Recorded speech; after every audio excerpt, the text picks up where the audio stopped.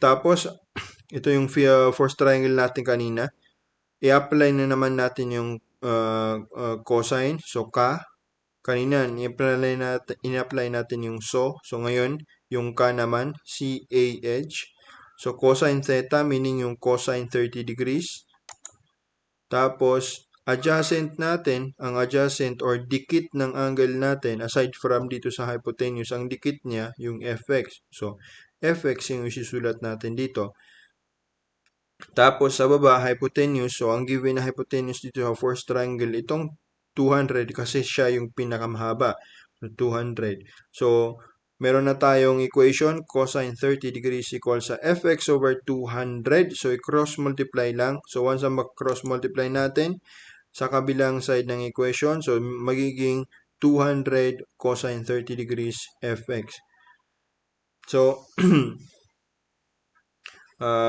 makukuha na natin yung value ng fx.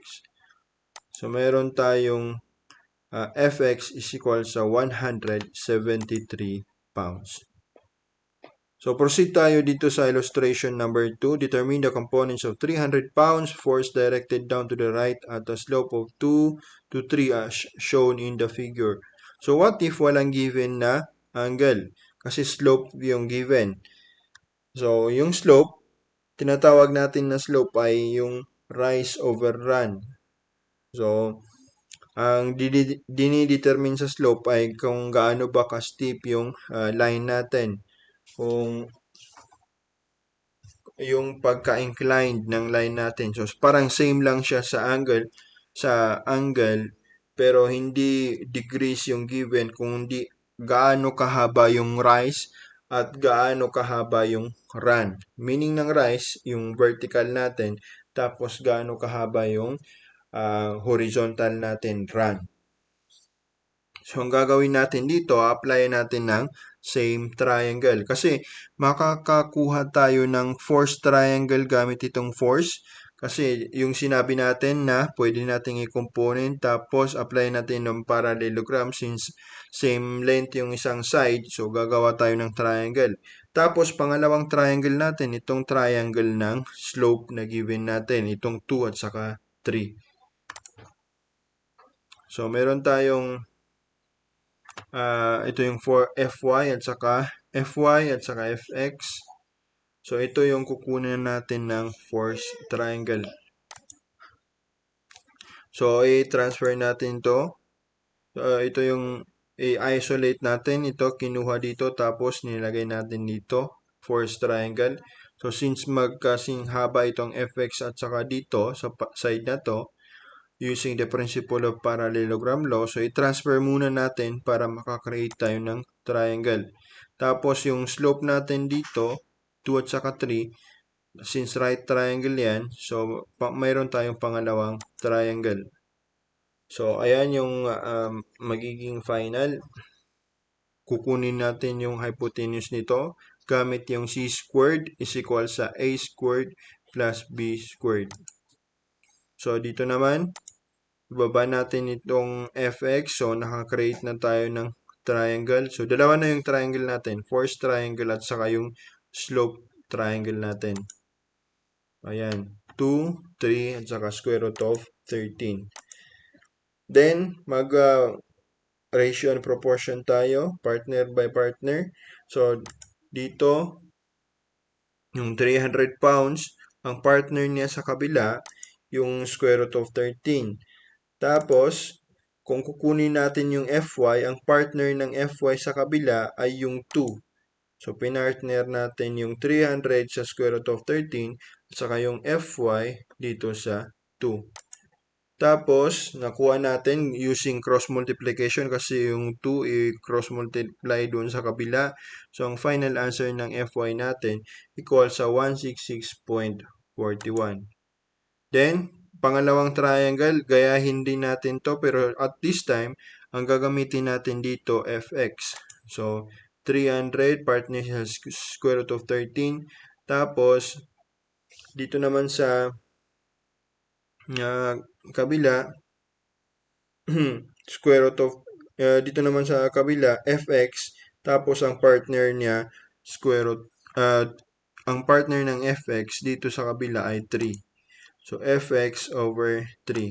So, finally, we have fx is equal sa 249.61. Can cross multiply lang natin itong 3. Or pwedeng gamitan nyo ng shift solve sa calculator. So,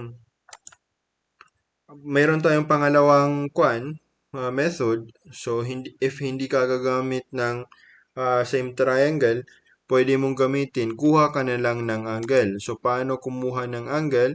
So, first, dito, kasi solve naman to or given naman yung value ng slope natin. So, kuha tayo ng angle dito sa slope natin. So, gamit yung TOA, TOA, tangent theta equals sa opposite over adjacent. So, ang opposite, kung dito yung kukunin natin ng angle, ang opposite niya yung 2, tapos ang adjacent natin yung 3. So, 33.69. So, ito yung angle natin, dito natin kinuha. Opposite niya yung 2, tapos adjacent niya yung 3. So, itong angle na to, ipapasa natin dito sa slope natin. Tapos, kung i-imagine nyo, meron tayong letter Z. Kasi, sa kung ano man yung angle na makuha natin dito, ito yung meron tayong parang parallel line. Yung linya na to, tapos itong linya ng 3. Once na mayroon tayong dalawang parallel line, nasabi nating parallel line yan kasi yung x-axis natin always naman yan straight line.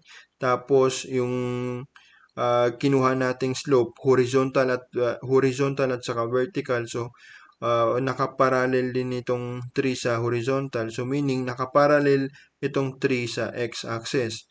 So, once na meron tayong dalawang parallel line, ito, imagine nyo, dalawang parallel line, tapos mag-create tayo ng isang intersecting line. Kung anong angle dito, automatic na siya yung angle dito. So, itong dalawang parallel line, tapos mag-draw tayo ng isang intersecting line. Kung ano yung makuha natin na angle dito, automatic na siya yung angle dito. So, mga principle natin yan sa mathematics. So, kaya nga kailangan hindi natin nakalimutan kung ano man yung natutunan natin sa mathematics. So, same dito, isang horizontal line, 3, tapos, draw natin, kailangan natin ng pen. Kung meron tayong horizontal line dito, tapos horizontal line din ito, then meron tayong intersecting line. Kung ano man na yung angle na makuha natin dito, siya na yung angle na makukuha natin dito. So, sige.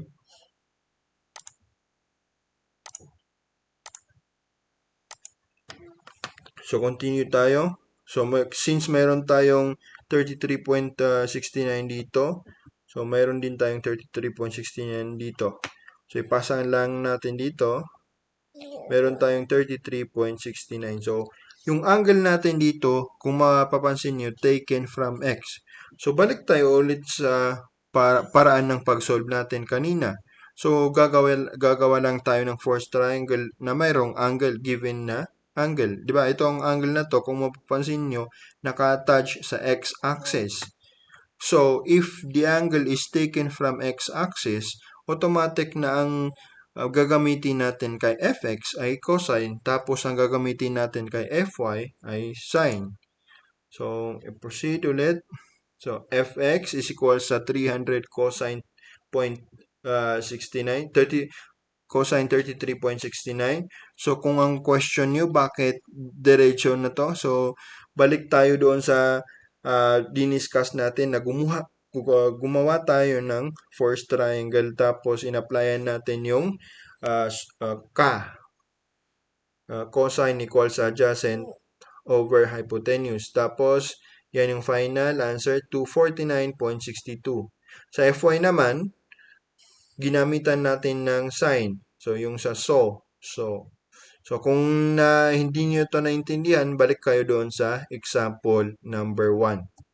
So, yung final answer, 166.41. So, Sa next, i-continue na magbigay tayo ng mga ibang example.